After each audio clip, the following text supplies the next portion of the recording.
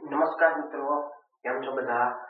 મજામાં છો મિત્રો? આજે આપણે ધોરણ 8 ની અંદર વિષય છે ગણિત, પ્રકરણ બેઝિક પદાવલી અને નિત્યસમ. એમાં આપણે આજે સ્વાધ્યાય 8.3 નો દાખલા નંબર 3 જોવાનો છે.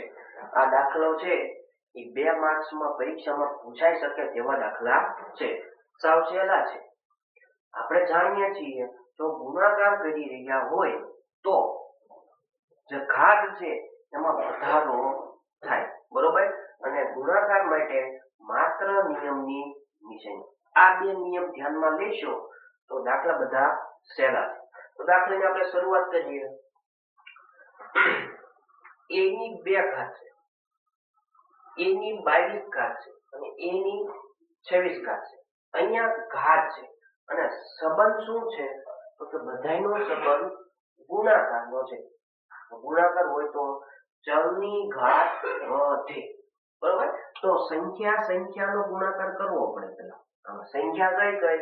2 અને 4, બે નો ગુણાકાર 2 ચોક 8.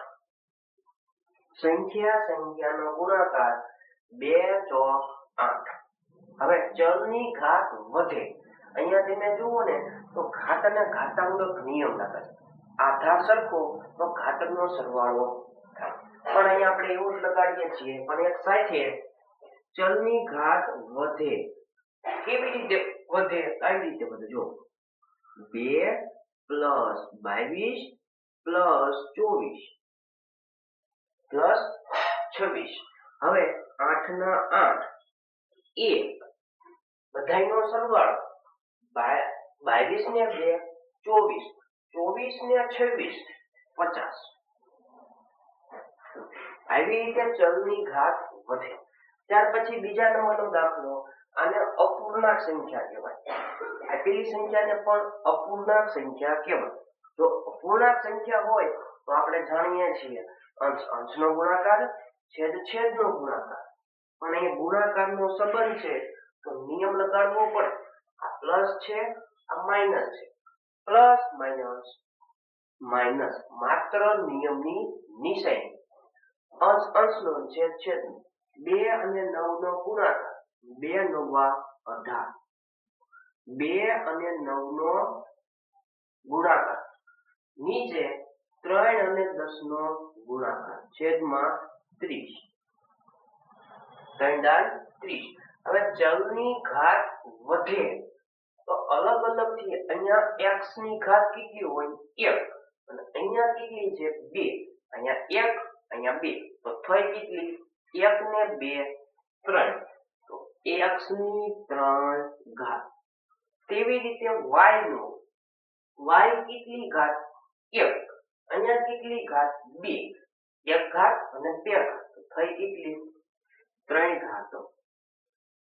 હવે પાઠ્યપુસ્તકમાં આવો જવાબ આપ્યો હશે નહીં. અને તમારે છેદ ઉડતા હોય તો ઉડાડી શકાય છે. જો 6 દી 18 થાય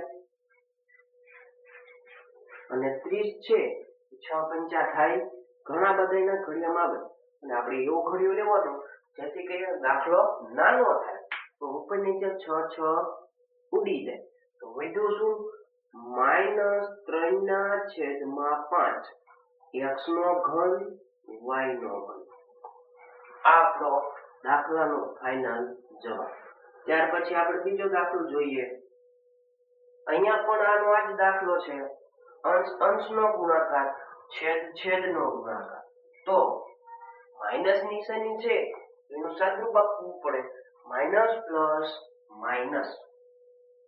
અંશનો અને છેદનો. અમુક વિદ્યાર્થી શું કરે?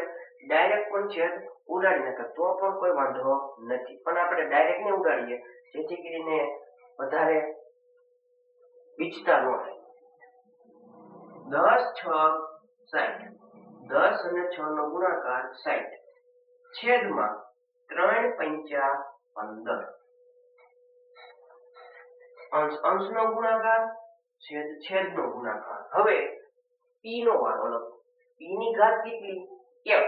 અને p ની ઘાત કેટલી? 3. p વાળા પકડો. p ની ઘાત 1, p ની ઘાત 3. 1 ઘાત ને 3 ઘાત બે ભેગી થઈ કેટલી થાય? 4 ઘાત થઈ. p ની 4 ઘાત. આવી રીતે q નો વાળો q ની ઘાત કેટલી 3 અહીંયા q ની ઘાત કેટલી 1 3 ઘાત અને 1 ઘાત બે ભેગા થઈ ગયા તો થાય કેટલી q ની 4 ઘાત પાછળ આવો જવાબ હશે નહીં છેદ ઉડતો હોય તો ઉડાડી દેવાનો 15 ના ઘડિયામાં 60 15 ચોક 60 -4 p ની 4 ઘાત q ની 4 ઘાત આપણો ફાઇનલ જવાબ ત્યાર પછી બીજો દાખલો જોઈએ